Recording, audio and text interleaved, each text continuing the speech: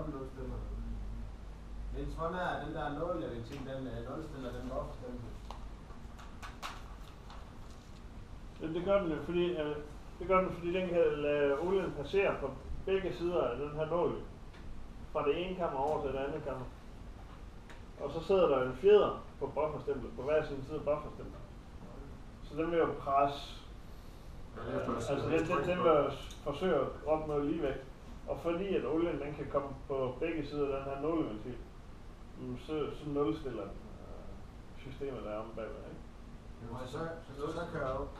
Så kører olie ind på den ene side af den, fordi du regulerer op. Så når der skal du køre olie op til den nåleventil. Ja, men det er fordi der er en modstand der igennem. Okay. Så det tager noget tid at komme igennem der. Ja, og den gør du skrue på. Det er den, jeg aldrig skal skrue på. Det var skridtspark og... Nej, det var 2 skridtspark. To skridtspark og en fyring. Så vil den så sørge for, at du har sammenspil på begge sider, så du står i midten. Ja. Nu er det trykløst på det. Nu vil jeg gerne op i den.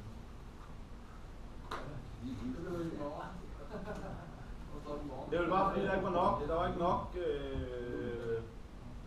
der er ikke kommet nok den ene vej. Så den kan aktivere det nederste for eksempel. Der er ikke kommet nok i nulventilen, så den kommer op på... Men når så der ikke er noget, og så er det trykløst, så kan det godt. Så kan det... Ja. God gamle stroke. God gamle stroke. Sedimenteringshastighed i tyngdekraftfelt. Hvad hedder det der med... Separator. Separator. Ja.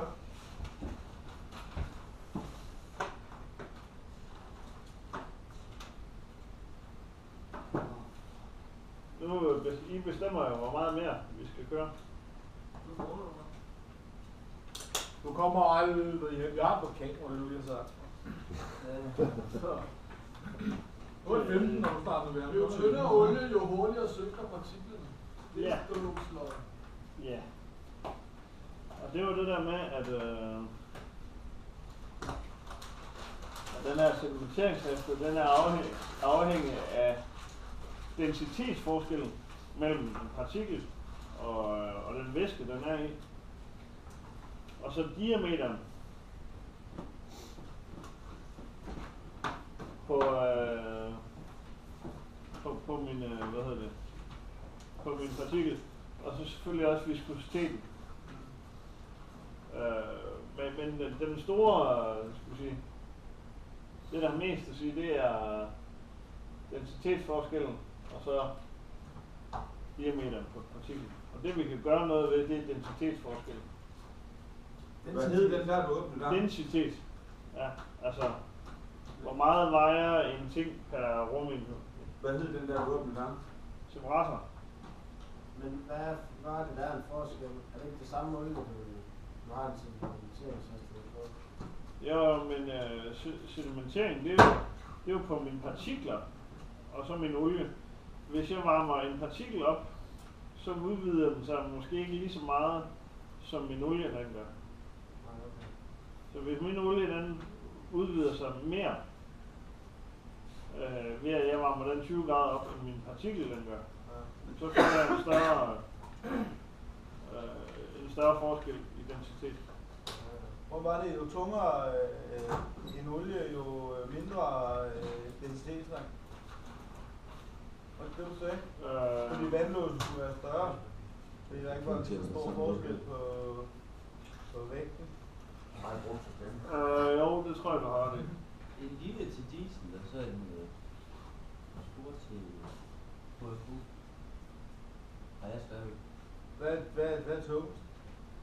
Det er hævd. Så skal være en stor. Det skal være en stor. Hvad siger du så?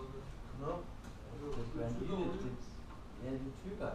Er det ikke noget med tykkelsen? Har det ikke noget med vægten at gøre? Jo, fordi... Jo tungere, jo større densitet. Ja, lige præcis. Altså det er tungere partikler? Eller tungere... Nej, det er tungere olie. Ja. Altså massefylden per kvadratcentimeter, kan man sige. Det tror jeg altså ikke var det, du sagde dernede, eller? Der vil du have en mindre en. hvis jo tungere olien den var, fordi jo længere ville olien komme ud i enderne, hvor der skulle være vand, derfor ville du have vandlåsen mindre. Jo større forskellen er, jo mindre, jo større forskellen på densitet er, jo større kan hullet i densiteten være. Det vil sige, hvis jeg har en meget let olie, så kan jeg have en stor ring. Hvis jeg har en meget tung olie, så kan jeg have en lille ring. Ja, fordi du vil have en stor vandlås olie på. Okay. Så det er lige muligt. Nej, det er din vægt nu. Men Niels, den der hastighed, den er afhængig af forskellen på P og så PL. Ja. Ja. Ja, det er så ikke P, det er et eller andet græsk bogstav, som jeg ikke kan huske hvad. Græsk bogstav. Ja.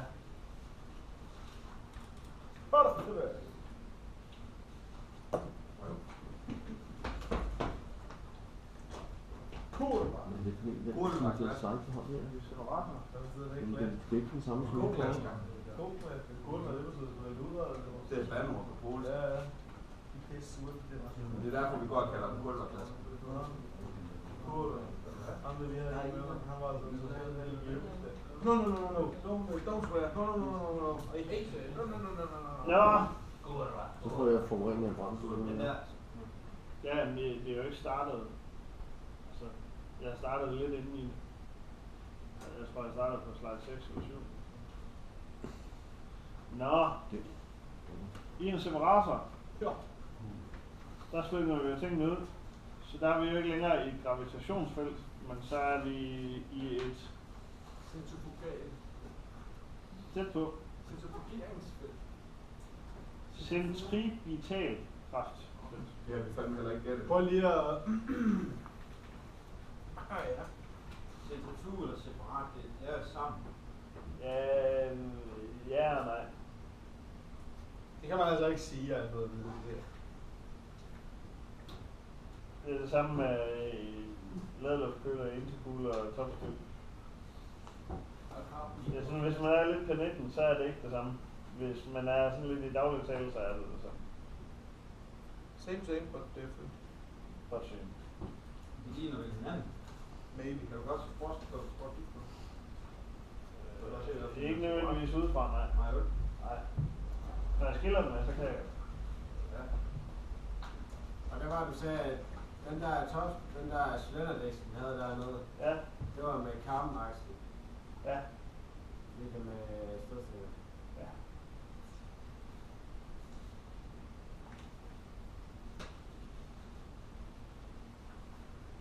Men hvis du siger det ene, eller nej, det vil jeg ikke sige.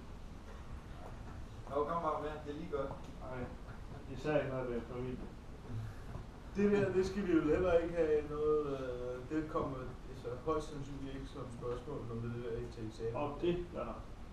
Men så vi skal lige kunne det der. Ja, det liger du lige af. Kunne du så ikke starte med at prøve at forklare et eller andet? Nej. Det må du selv finde ud af. Nu skal man bare skrive den formel deroppe, og så sagde jeg... Så bliver du ikke bare 10 minutter til at... Så, hvis du skriver den op, så vil jeg bede dig om at forklare den. Ja, det er det, jeg mener. Så don't you fucking skrive det. Ja, så lad være med at skrive den op, hvis du ikke kan det. Ja, det er det. Og skønt at gå videre til den anden så. Så, men igen her, der har vi densitetsforskellen af en faktor. Diameteren på partiklen er stadigvæk en faktor. Og derudover så vores radius på vores kammer og vinkelhastigheden. Altså hvor hurtigt drejer den her rundt.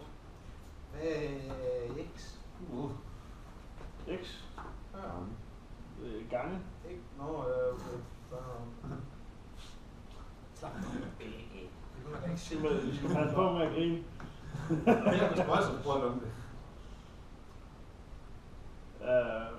Så det der egentlig har største indflydelse her, det er jo egentlig vinkelhastigheden her. Vinkelhastigheden, den er lige så meget at sige som diameteren den her. Og hvad er en vinkelhastighed? Hvad er det? Hvor hurtigt drejer jeg rundt, hvor mange grader i sekundet drejer jeg rundt. Altså som i, der er en hel omgang eller hvad? Ja, hvis jeg nu drejer en omgang i sekundet, Så er det 260. så er det 360. Hvis jeg nu drejer 2 om, så er det så 120. Hvad hvis kun en halv så? Så er det kun 200, 100. Så er det 180. Hvorfor siger man ikke bare om dig? Det er ikke fint nok. Det er fordi, jeg vil lige Fordi at så passer det ikke ind i form. Altså så passer tallene ikke ind i form.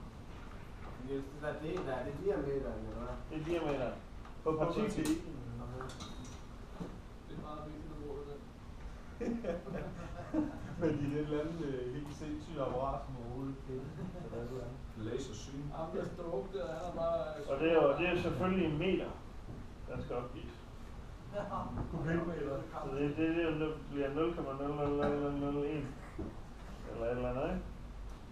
Så det bliver altså ja. Ja. Så der er en purificator, en clarificator, og så er der separator, ikke? P for partikel, men det kunne den ikke alligevel. P for ikke partikler. Til vandholdet i olie. Og der var det der, hvor vi havde de her, som ham tyskerne han sagde, Stigerkanalen. Dommeren. De her riser ducts, altså sådan en, de her boringer, som er ned igennem tallerkenen. De er med til at danne den her vandlås. Vi kan se, hvordan vandlåsen den ligger lige i kanten af den der boring der. Er dem, der danner vandlås? Ja, de er med til at danne vandlåsen. Vandlåsen bliver jo sådan set dannet af densitetsring. Vandelåsen, det løber der starter. Ja, det er der, hvor der er vand, og så på indersiden der er olie. Men purifying, eller purificator, eller hvad man nu vil kalde det, det er til vandholdig olie. P for hvad? P for vand, Purify. og K for